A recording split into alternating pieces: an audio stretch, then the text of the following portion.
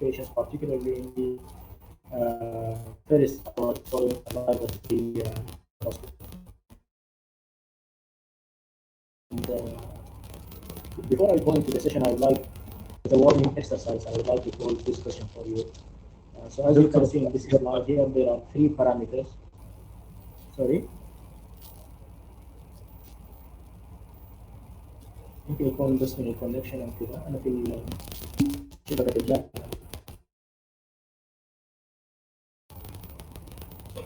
Okay. Wait, we'll try to speak a bit.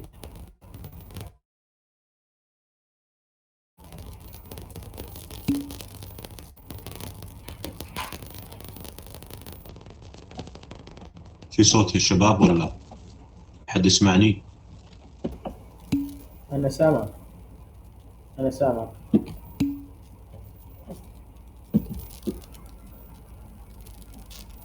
أنا حاطط الميكروفون تقريبا أقرب ما يمكن يعني. نفس الوضع.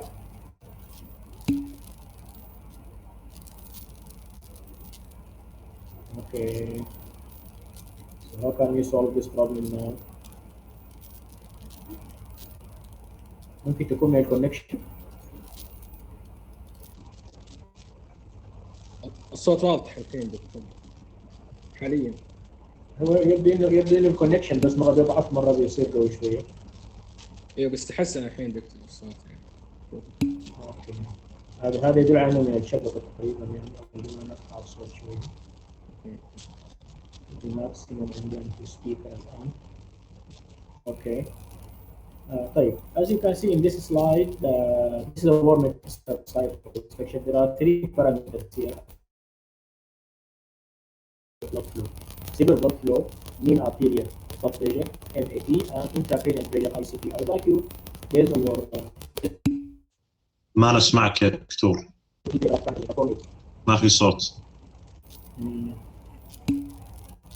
أنا سامعك الآن بوضوح غريب. دكتور عندك مشكلة في المايك. الصوت غير واضح دكتور. الصوت غير واضح. اوكي طيب خلينا دكتور عندك مشكلة في المايك.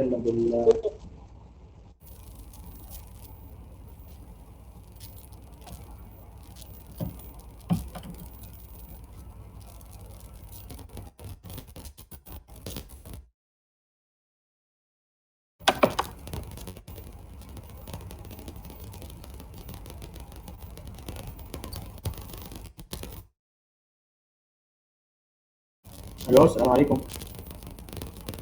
الو السلام عليكم. هلا دكتور في شوية الصوت ما هو ذاك. اوكي يعني ما افضل كذا طيب ولا نفس الوضع؟ انا فصلت المايك الان. انا بتكلم عن طريق الاوديو حق الكمبيوتر. كذا احسن. كذا افضل. طيب.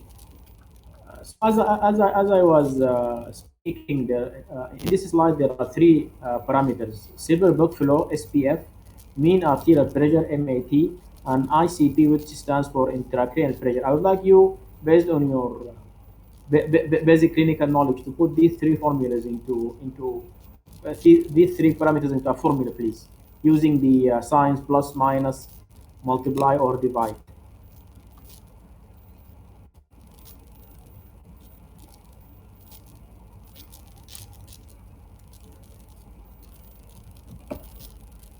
Anyone can answer this question? Yes, doctor. Yes, please. Cerebral blood flow plus intracranial pressure equal mean arterial blood pressure. Maybe you can put it into a better shape. The question is that these 3 parameters, I would like you to put it into a formula using these signs: plus, minus, multiply, and divide. What's the relation between the mean arterial pressure, cerebral blood flow or perfusion, and intracranial pressure? What's the relation between these 3 parameters? ممكن نقول دكتور cerebral blood flow equals mean arterial blood pressure minus intracranial pressure. Yes, correct. Yes, correct. This is the true relationship.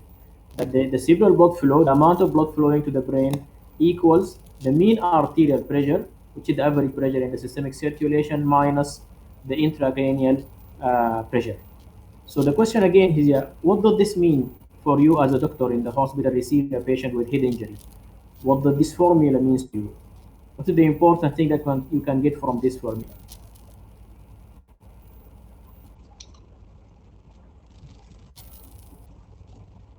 If there is an intracranial increased pressure or problem to the or injury to the brain, we have to maintain the mean arterial blood pressure.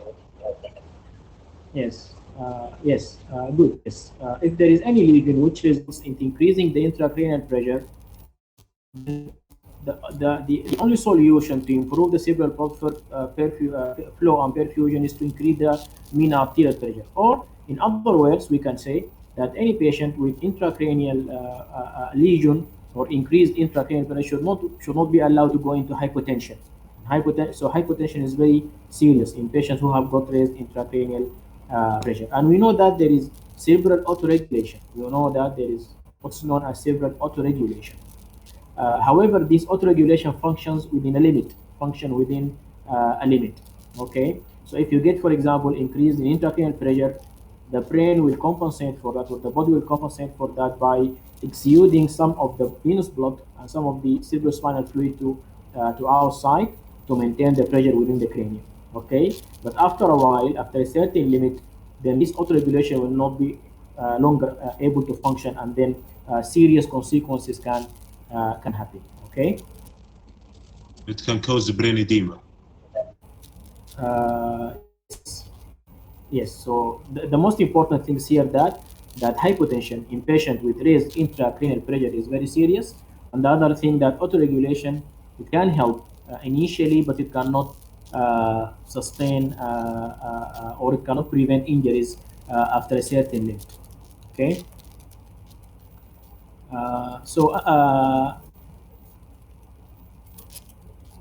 Head injury actually is epidemiologically is a serious problem. Actually, it's the main cause of death actually throughout the extremes of age, from childhood into adulthood.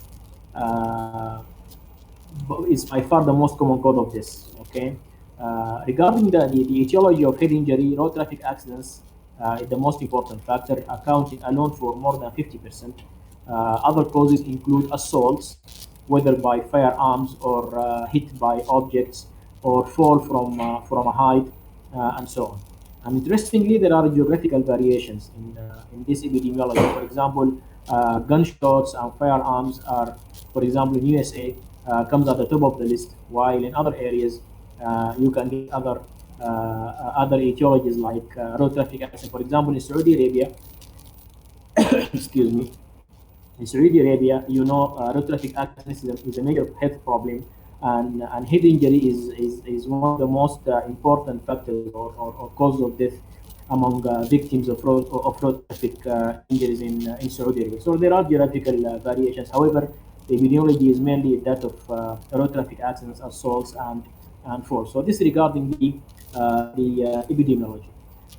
We classify head injuries into minor, mild, moderate, and severe. Okay. Of course, this can be determined by the injuries which happens to the human body, but the Glasgow Coma scale here can specifically be used in order to classify head injuries. So how do you classify head injuries based on the Glasgow Coma scale? I think you have an idea about the Glasgow Coma scale, which is a scale using the open eye response to verbal commands and best motor response.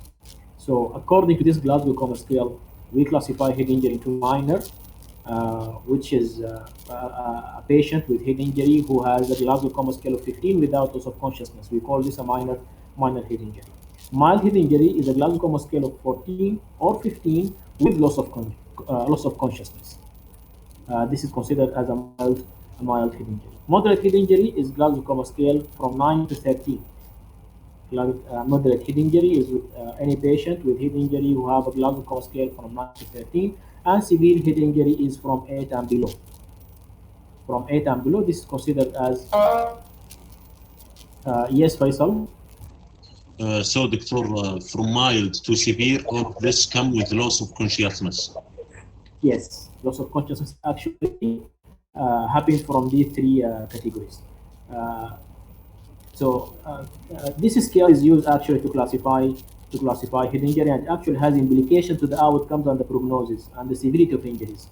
So of course, severe head injury, the degree of loss of consciousness, the neurological deficit, for example, injuries, likelihood of death, all of these are associated with the with increased severity. Okay, so in this slide, it shows you how they classify head injury based on the Glasgow Coma scale and the degree of loss of consciousness. Okay, so anything from 8 and below, this is considered as severe.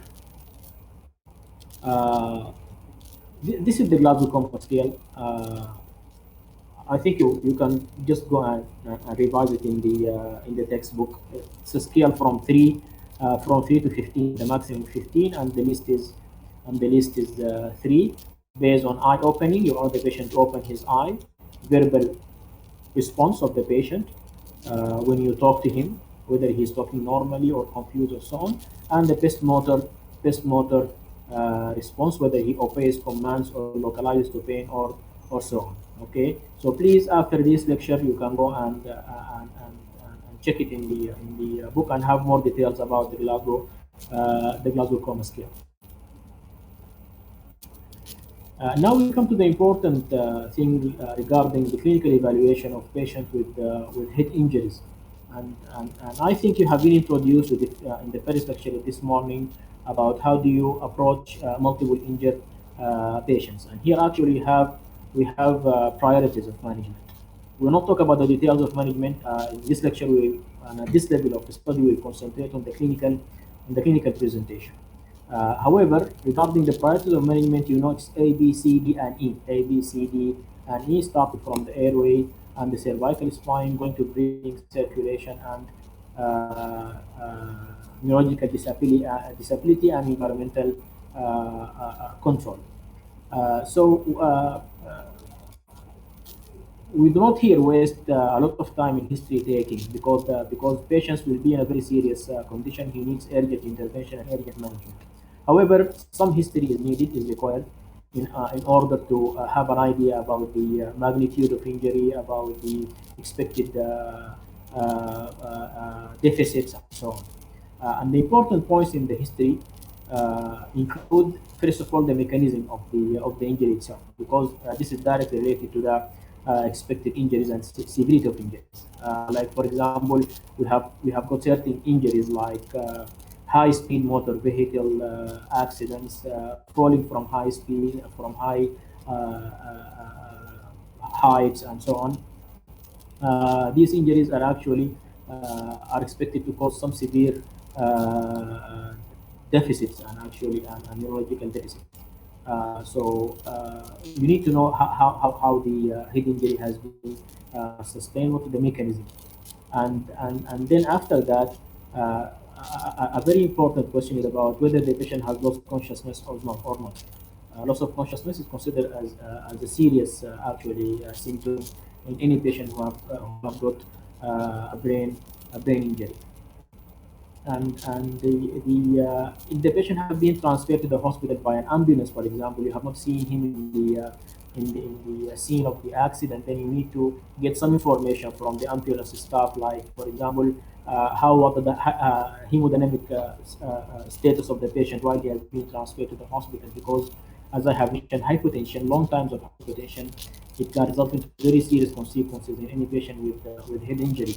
And then if the patient has also been extracted, for example, from a difficult space or evacuated from a difficult position in the scene of the accident, then you need to have an idea also about that. This will clue to you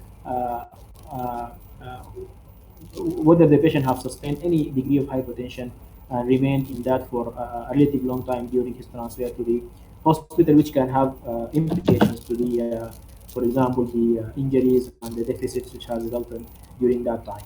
If the patient have got any primary medical conditions, you need to have an idea about that, because you know the patient is diabetic, so sometimes he can develop hypoglycemia. He can fall down because of hypoglycemia, and he might sustain consequently head injury because of his basic diabetic. If you, for example, have also a coronary artery disease, then you might need to have an idea about that. If the patient have got any past medical history, for example, of using, for example, he's epileptic, for example, he is a known case of epilepsy, he might fall down because of that. If he's using any anticoagulants, for example, drugs, this might result into bleeding in the brain, and account for perhaps what is known as non-accidental injuries in the brain. Or if he is using this medication, he sustained injury, then the degree of bleeding within the brain is also expected to be severe. Okay, so these are the most important point that you need to inquire in your history. So the general rule here that we don't waste much time in history taking, but still there are some important information that you need to get from the patient. One of the most important and serious manifestations of head injury is brain concussion. If you have any idea about this, this is actually clinically is a deterioration in the level of consciousness due to head injury. So any patient who sustained head injury and he has some deterioration in his level of consciousness, we can say that he has some degree of brain concussion. And the most important features of this concussion state is headache, particularly if this headache is persistent and not responding to analgesia. Amnesia, particularly short amnesia. Those patients usually lose memory for the past 30 minutes before the accident, and then a state of confusion. Okay, so these are the three main important features of concussion that you need to sort in any patient who sustains a head injury. And as if we link this to the slide which was discussing the degree of head injury, then you can say that this is something which is more than minor. So this can be associated with mild and moderate head injury. And of course, if the patient has got severe injury, he might present in a state of total loss of consciousness. Okay. Yes. So this again shows you the importance of the level of consciousness in any patient who have got head injury. Okay. So these features of brain concussion actually indicates that the degree of injury is mild to moderate. Okay. Please, if you have any question or if you have any comment, or if you would like to ask anything, please, you can stop me at any time. So having talked about the epidemiology and about the classification of head injury and the clinical presentation, the important points in the history, now we come to the clinical clinical evaluation actually, which should start actually by primary survey. I think you have been introduced to this in the last lecture. The most important thing regarding head injury is uninterrupted perfusion of the brain with oxygenated blood. This is the most important thing, because neurological deficit and any injuries are associated with the duration of hypoxia, brain hypoxia.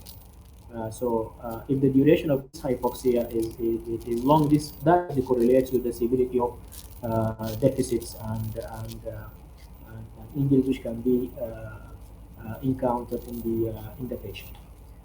So as I have already mentioned, you go through A, B, and C. So just a question for you here is what does A stands for, please? What does A stands for? Airway. Stands for airway, and B, Yes. breathing, Yeah, and no, C, still circulation. A is not only airway, please. Can you add anything here? Cervical. Okay. Cervical. Yes, A stands for airway and control of the cervical spine. Airway stands for airway and control the cervical spine. This second part, control of cervical spine, is important in head injuries because head injuries can be associated with the spinal injuries, particularly in the cervical spine. Okay, so control of the spine is important. Any patient who have got head injury because of the possibility of associated cervical injuries. Having a patent airway, this is very important for the oxygen to get inside the blood, but this is not enough. The patient has to have a normal circulation, normal blood pressure, for this oxygen to reach the tissues peripherally. Okay.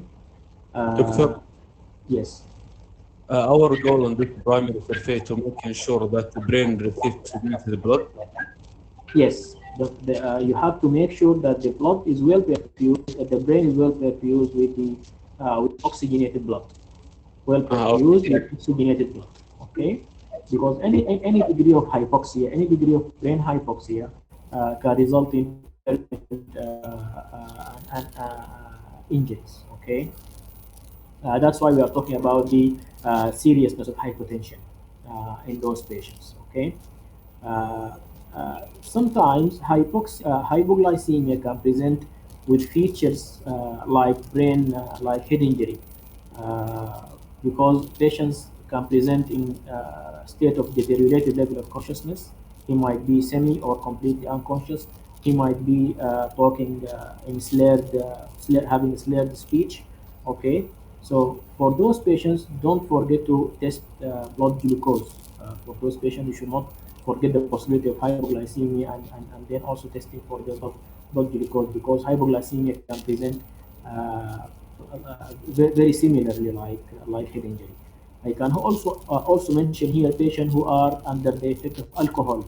Patients who are under the effect of alcohol, they can also present in a feature suggestive of brain injury. Actual hypoglycemia and alcoholism are two examples of non-accidental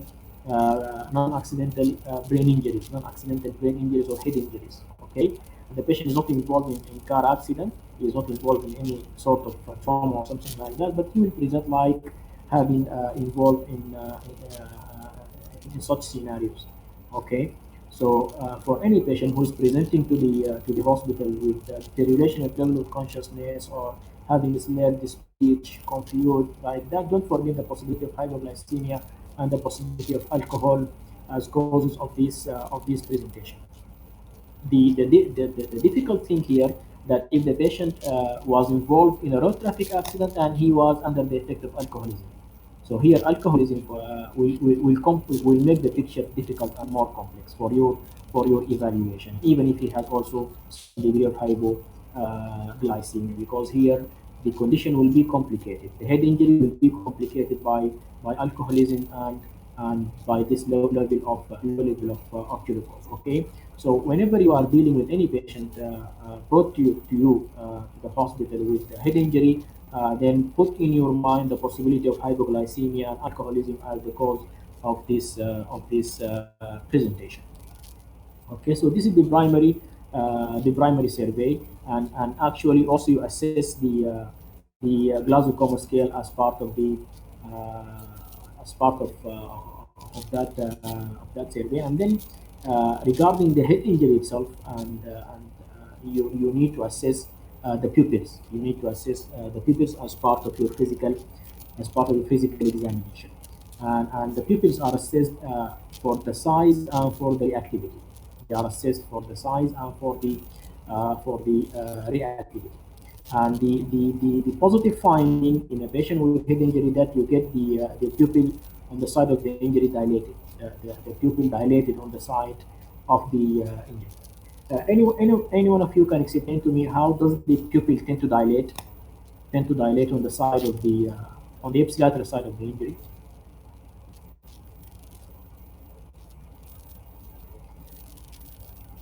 Excuse me, can you hear me, please? Yes, we can hear you, teacher.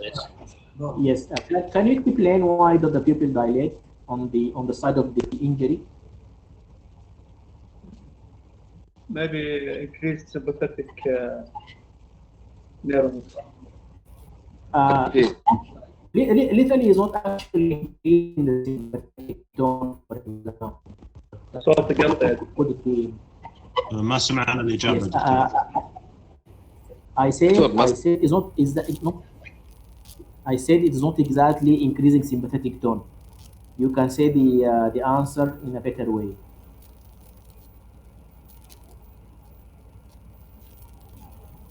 So still, what do you think? Why do you think the pupil dilate? Maybe sometimes right. parasympathetic tone. Yes. Do you know this pupillary reflex? You know the pupillary reflex. What are the afferent and efferent pathways for the pupil reflex? What are the what is the afferent and the efferent pathways?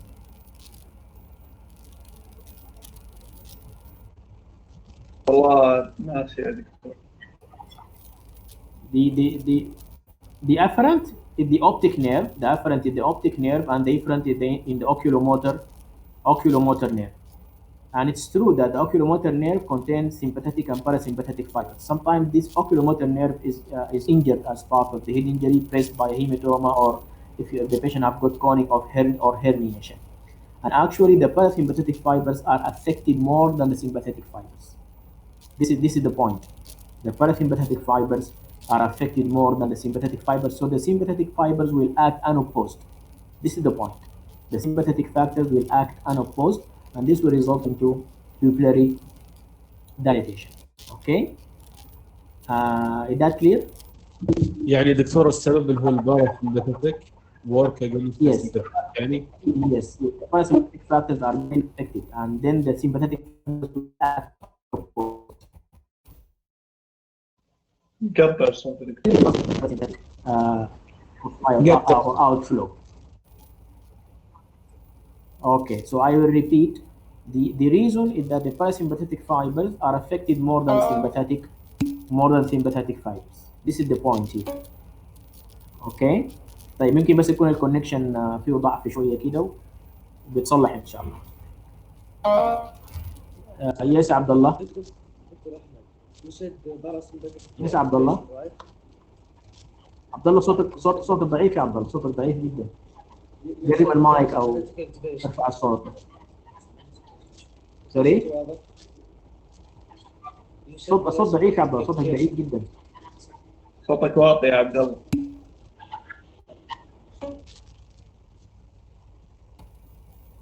ارفع صوتك يا عبد الله. Can you hear me, Abdullah?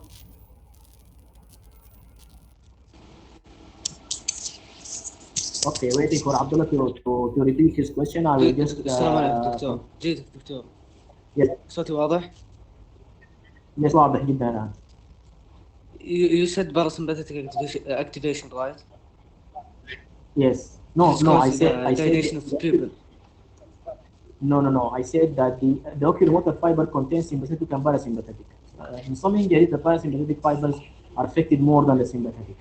So the sympathetic tone will be more than the sympathetic because of the decrease in the parasympathetic, and this will result into, we know the sympathetic dilates and the parasympathetic constrict the pupil.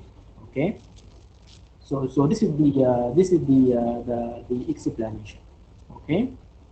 Be careful in your assessment for conditions which result into pre-existing discrepancy in the pupillary size. The patient, even before the head injury, might have a cause which result into unequal size of the pupil on both sides, and this is known as anisocoria. Anisocoria, as you can see in the slide, but this is something which is there. But however, you need to put it in your mind. Okay.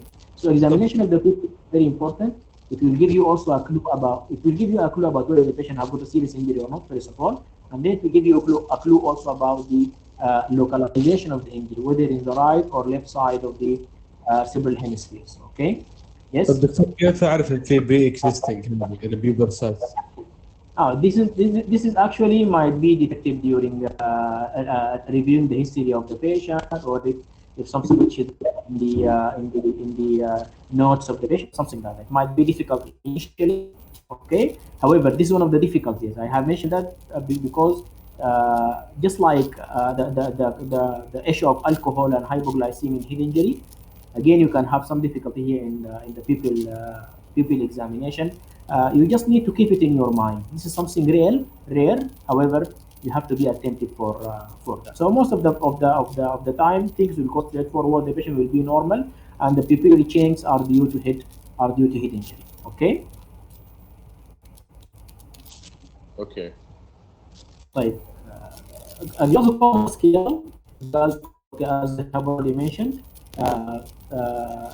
something that you need to assess in relation to the head injury, and then after you finish the glaucoma scale, after that you need to do, as part of the secondary survey, you need to do a detailed neurological examination. So examining all limbs, power, motor, tone, all cranial nerves, in order to identify any injuries resulting from the brain trauma, from the brain trauma. Okay. So in the secondary survey, you need to examine the patient in details from head to toe. Examine the patient in details from the head to toe. So starting from the head, looking for the scalp, if there is any scalp injuries, if there is any lacerations, if there is any subgaleal hematoma, if there is any ongoing bleeding, you need to control that. Yes, it's not here.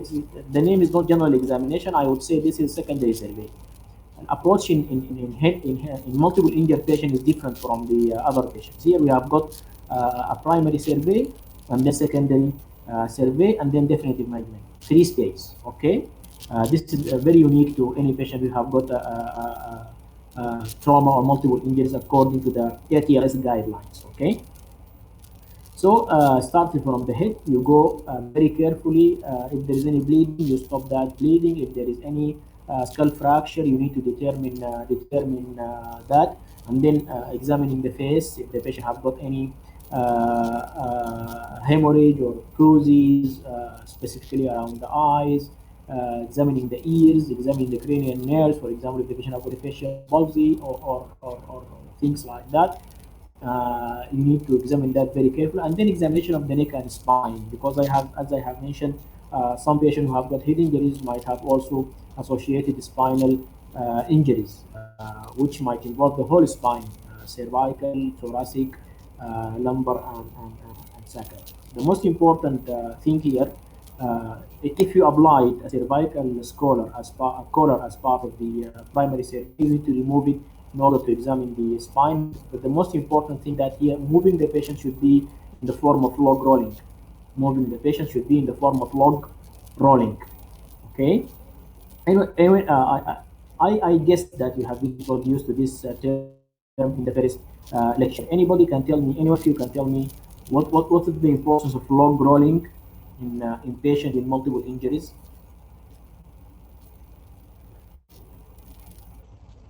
Can you repeat the question, sir?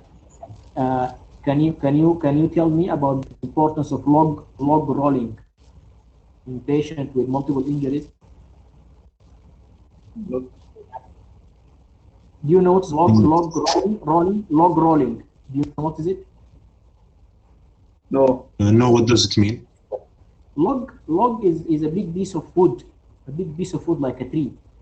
So you need to roll the patient. You need to turn the patient on his side like a log, like a piece of wood, like a tree. Did you get the point? As one piece. You mean, doctor, when you move him to the table? Yes. You tilt him on his left side in order to examine his back, to examine his spine. But you need to move him like a log. You have to follow this, or otherwise you can cause injuries. So do you know what's the importance of this log rolling? We cannot make injury to the spinal cord in general. Yes, we didn't want to make one student has asked about how is it. I will just explain again. Now, if you want to turn the patient on his left side, okay, if you are not careful, then his head can move not synchronized to the movement of his body and lower limbs. Each part of his head and trunk and lower limbs can move not synchronized to the other parts. But this can be very serious in patients with multiple injuries. And that's why we need to tilt him as a piece of wood.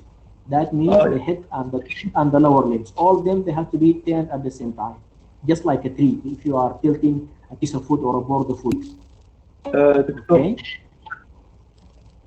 Yes. It needs, I think, at least 3 papers to perform, right? Yes.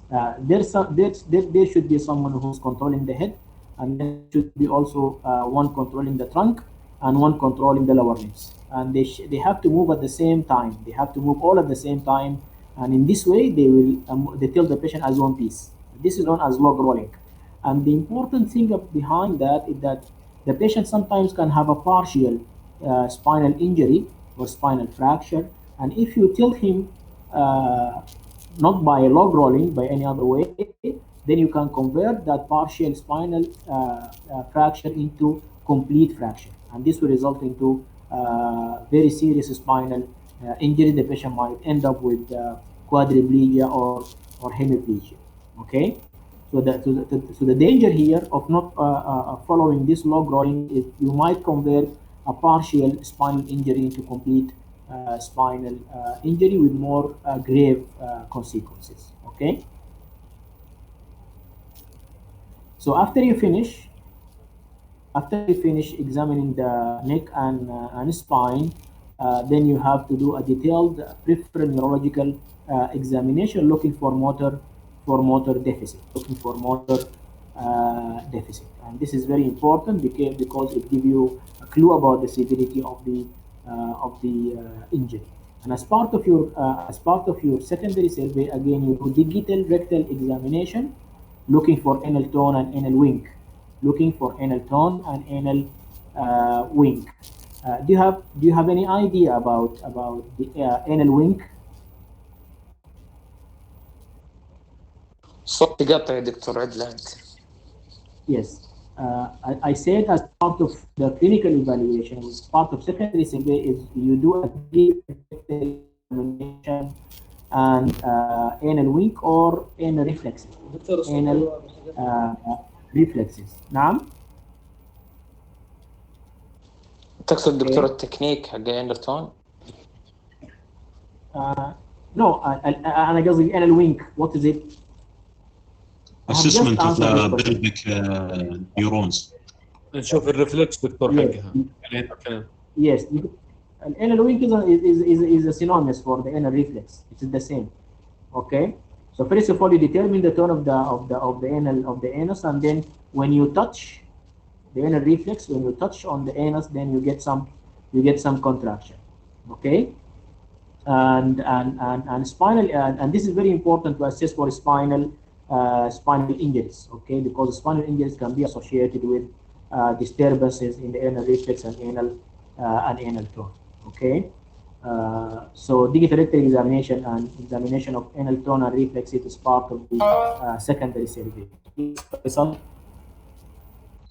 دكتور هل هو اللي يقصد فيه bulbo cavernous reflex؟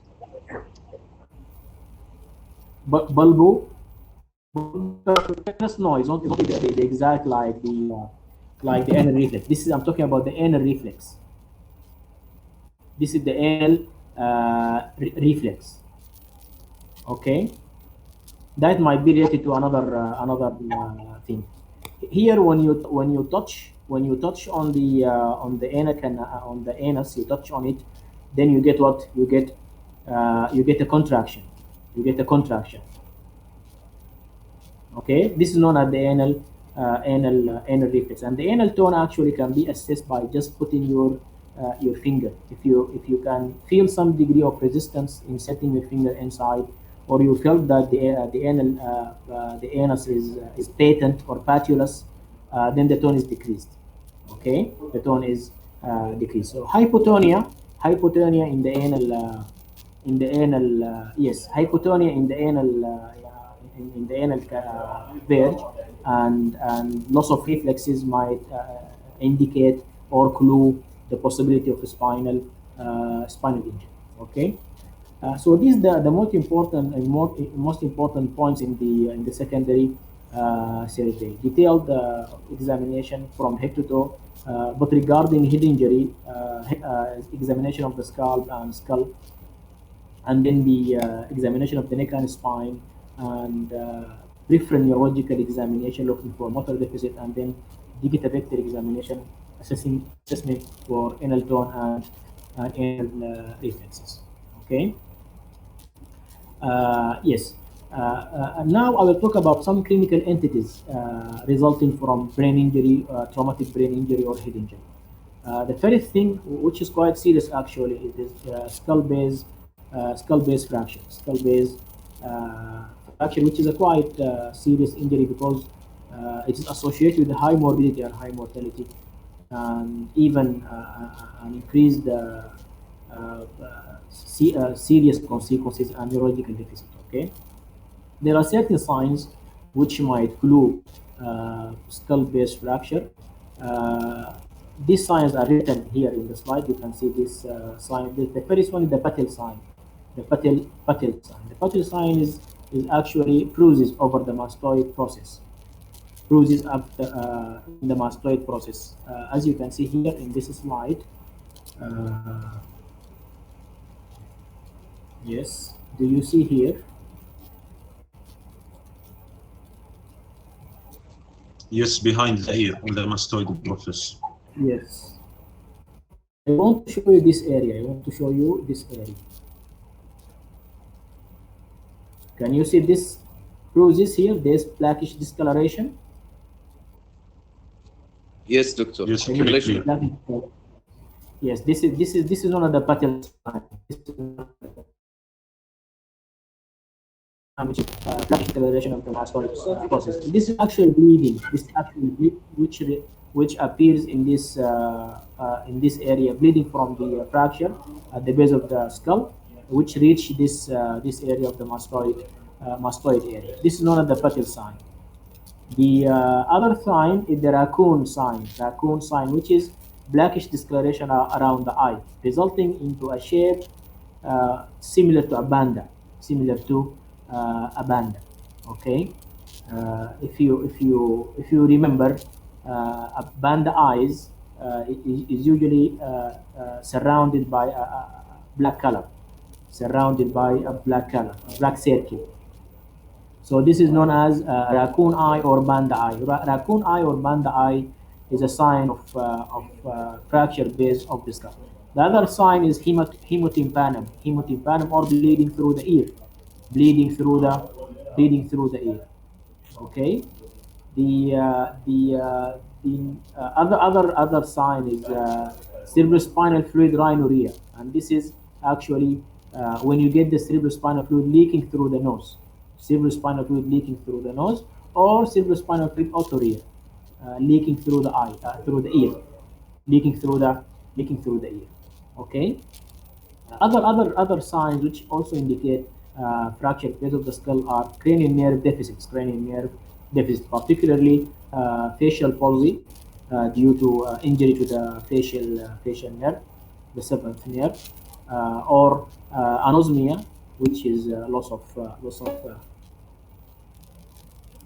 اوكي عبد الرحمن الصوت يبدو انه الكونكشن بيضعف ويقوى، يمكن يكون هذا هو السبب، لكن الاوضاع عندي ثابته يعني مستقره يعني، فاعتقد ان الكونكشن هو اللي فيه مشكله. انا الحين في شبكه الجامعه اتوقع المفروض يكون الصوت واضح يعني، ولكن maybe بيحصل بعض الضعف في الكونكشن. So I was talking about the cranial nerve deficits, which can again indicate the possibility of fracture base of the skull. So like facial nerve palsy, anosmia,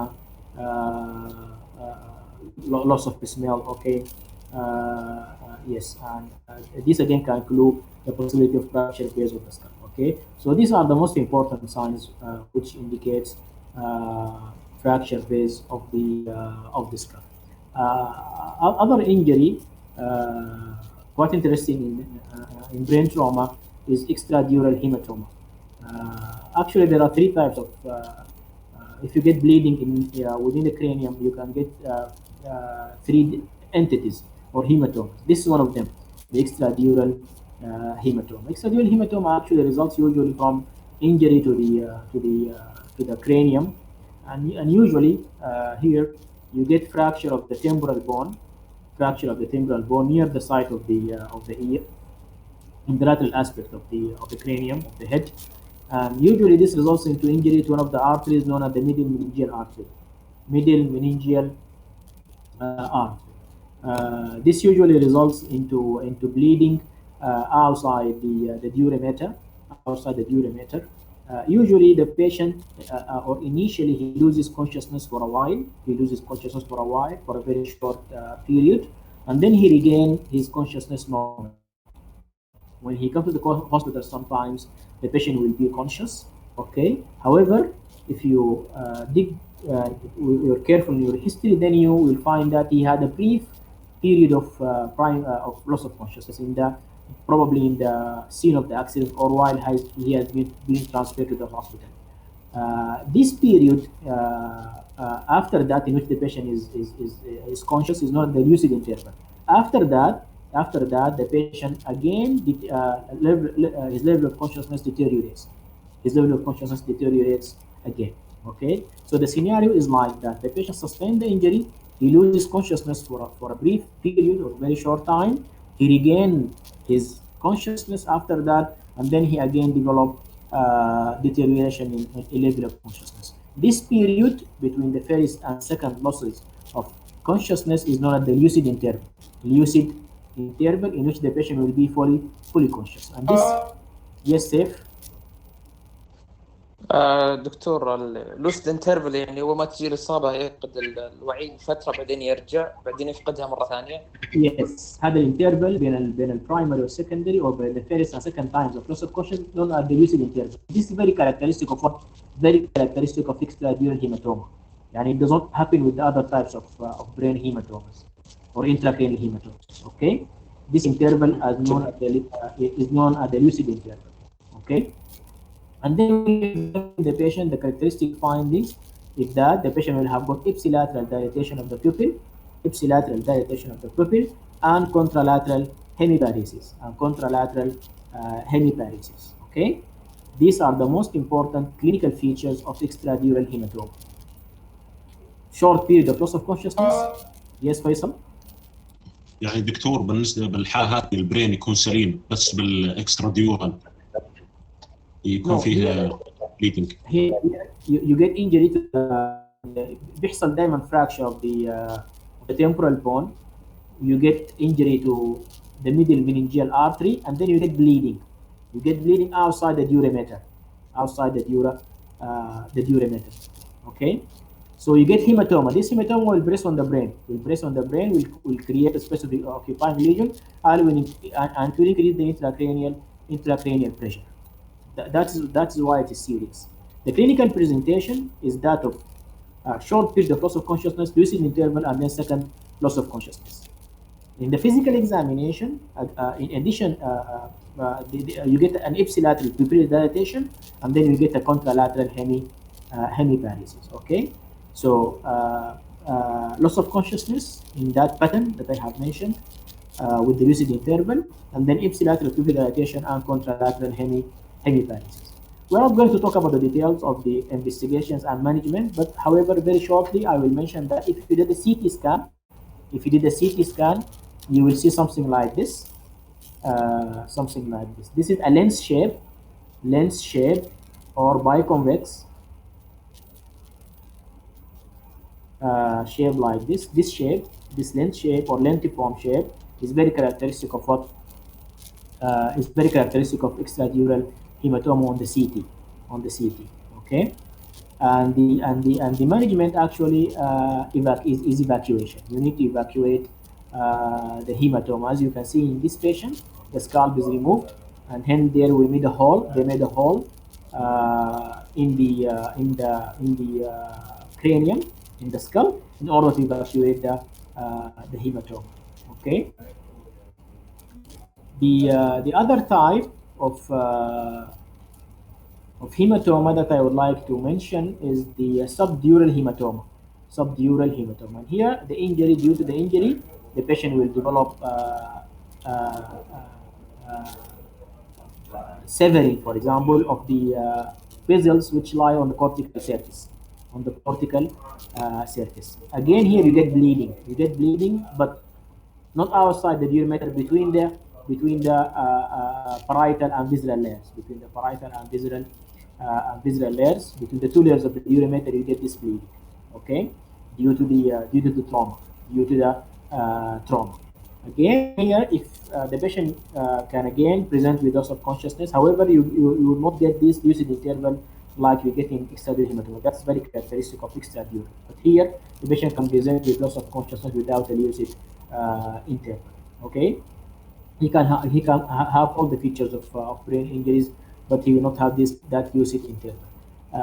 Again, if you do the CT, you will see a shape like this, a semilunar shape. You can see this semilunar shape. Yes, this semilunar shape is actually very characteristic of subdural hematoma here, because the bleeding is not outside the durometer. The bleeding is actually between the two layers of the durometer. Between the two layers of the durometer, that's why you get a semilunar shape. Okay, this is the characteristic shape of the subdural hematoma. The third clinical integrity resulting from hemorrhage within the brain is subarachnoid hemorrhage. These have got two important etiologies. It can happen due to trauma, with resulting injuries to the small vessels in the subarachnoid space, and then you get bleeding. So it can happen secondary to trauma, but sometimes it can happen spontaneously. Okay, if the patient, for example, is taking any, for example, anticoagulants, then he can develop bleeding within the subarachnoid space if the coagulation status is favoring. Okay, so subarachnoid hemorrhage actually can be due to trauma, or sometimes can happen spontaneously. Okay, there are also other brain injuries that were to be mentioned, like cerebral contusions, which these contusions actually due to trauma or damage to the brain substance, which result into bleeding sometimes within the brain substance, and some destruction to the brain tissue. And usually the mechanism here, which can be again clued from the scenario of the accident, is known as the Cuban counter-cope mechanism. What is the Cuban counter-cope? Cuban counter-cope is results when you get acceleration and deceleration injury. Acceleration and deceleration. For example, the patient was moving in his car, for example, at a very high speed, and when you're stuck to any object or any other car, or you get involved in an accident, stuck in other objects, then you get deceleration, sudden deceleration. And then you can also get a sudden act with of acceleration. So this sudden deceleration, acceleration results into that the brain the brain tissue will stuck, or will hit the cranium or the cranial bone from inside at a very high speed, particularly at rough areas. In the cranium, you can get some contusions or damage to the brain tissues. Okay, so in this lecture, in general, I would like you to focus on the clinical features. طيب يا سيف، we know acceleration، يعني أنت ماشي مسرع، تمام؟ If you stop suddenly, this is known as what? Deceleration. Can you imagine what happened to the brain moving inside the cranium? You are moving very fast, and then you stop all of a sudden. trauma من داخل. The brain will move, no? The brain within the صحيح. cranium will move. Yes, it will stuck. This movement, this sudden acceleration and deceleration, the brain will stuck. The brain tissue will stuck to the bone from inside. So particularly at rough areas in the cranium, for example, at the lower bases of the frontal bones and temporal lobes, these areas in the bones of the skull cranium is tough.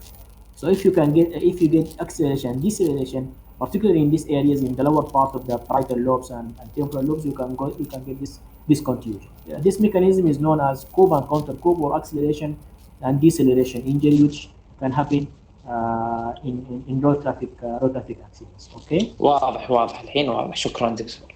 So in this lecture, my main point is to introduce you to the etiology and the clinical features and some of the injuries which you can get in head injury. How do you evaluate those patients? What are the most important points in the history? What are the most important points in the physical examination? What are the important signs which you can encounter in those patients? And we have also talked about some injuries like this extradural hematoma, subdural hematoma, and subarachnoid hemorrhage, in addition to fractured base of the skull. So now, Faisal and your colleagues, now if you have any question, I have 3 or 4 minutes for you to ask any question and for me to respond to your questions. Please. Doctor, just one question regarding to the subarachnoid hemorrhage and the previous one. What's the difference between them according to the site of bleeding? Between the previous ones, here in extradural, the bleeding is coming from the middle meningeal artery, and the bleeding is outside the dura mater. You know, there are two layers of the dura mater. One is attached to the inside of the cranium, and the other is investing the cerebral hemispheres. No, we know that. No. Yes, right. Yes. So bleeding from the meningeal artery due to fractures in the temporal bone result into bleeding outside the dura mater. That's why it gives rise to a fusiform or lens-shaped bleeding, because the bleeding is outside, constrained from one side by the cranium and from the other side constrained by the outer layer of the dura mater. That's why you get a biconvex shape. Okay. In subarachnoid hemorrhage, the bleeding is within the just immediately above the surface of the brain. Okay, in the subarachnoid space. The bleeding is in the subarachnoid space due to injury sometimes of bridging vessels in that space. In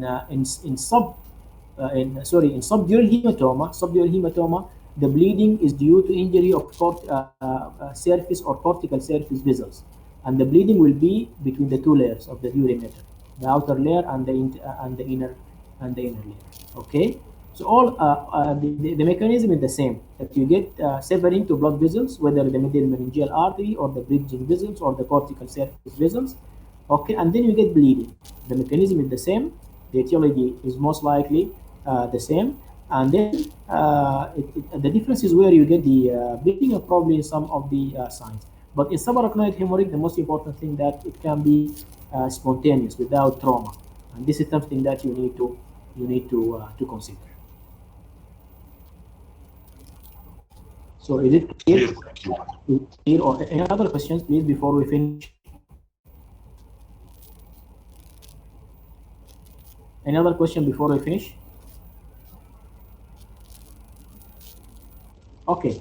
If you don't have any more questions, yes, Mohammed. دكتور الله يسعدك، وش معنى diffuse axonal injury؟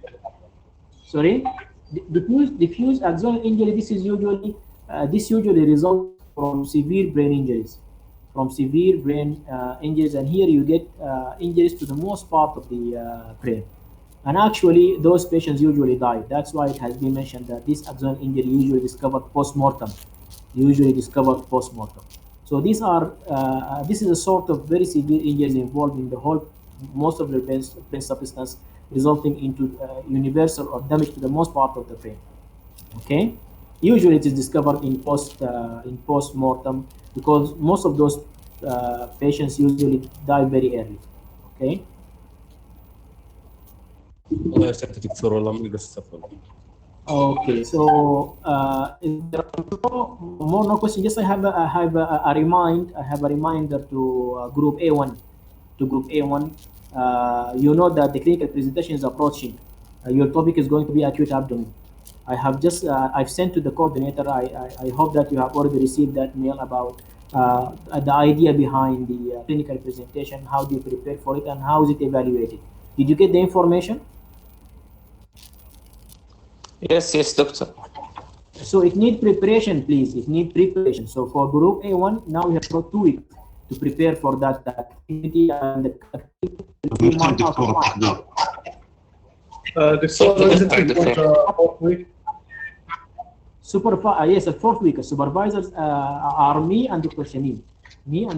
So I would like to meet you with group A1 to discuss how do you prepare, so that you get some time to prepare.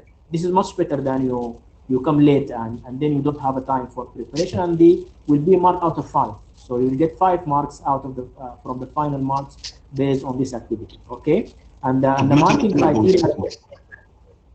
شوفوا وقت مناسب we can do a virtual meeting in the evening. اليوم مثلا اليوم أو في الويكند as you like. You just inform me through my WhatsApp please about the appropriate time for you, and I can meet you. نتفق على زمن نلتقي ونشوف how are you going to prepare for it. Okay. هاي الدكتور على الاسبوع الجاي. نعم. هذا على الاسبوع الجاي ولا بكره؟ لا الاسبوع الرابع. الزمن حيكون بالنسبه لكم ضيق، يعني انا عايزكم تحضروا كويس عشان البرزنتيشن يكون ممتاز يعني الاسبوع الجاي ان شاء الله.